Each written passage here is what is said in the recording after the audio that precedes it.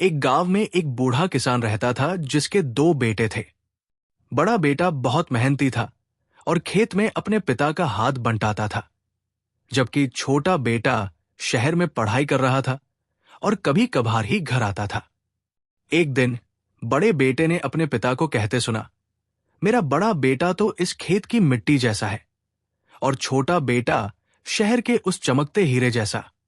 ये सुनकर बड़े बेटे को बहुत दुख हुआ।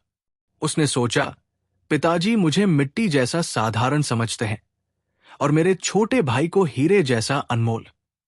वो उदास होकर एक कोने में बैठ गया।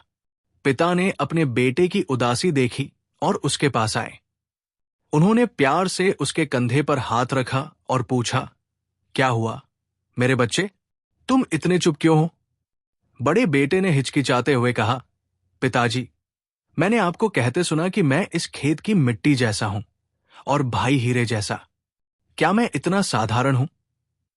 पिता मुस्कुराए और बोले, नहीं मेरे बच्चे, तुमने मेरी बात का गलत मतलब निकाला।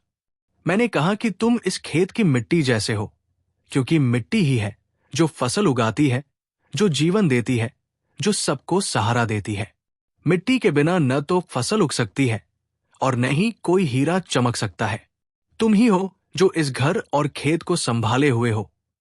तुम ही हो जो हमें जीवन दे रहे हो। तुम्हारा भाई हीरा है जो दूर से चमकता है, लेकिन तुम वो मिट्टी हो जो उस हीरे को भी पैदा करती है और उसे सहारा देती है। पिता की बात सुनकर बड़े बेटे की आंखें भर आई। उसे अपनी गलती का एहसास हुआ और वो समझ गया कि उसका महत्व कितना गहरा और सच्चा है। सीख, कभी कभी बातें सुनने में कुछ और लगती है, लेकिन उनका असली अर्थ बहुत गहरा और सकारात्मक हो सकता है। हर व्यक्ति का अपना महत्व होता है, भले ही वो दूसरों की तरह चमकता हुआ न दिखे।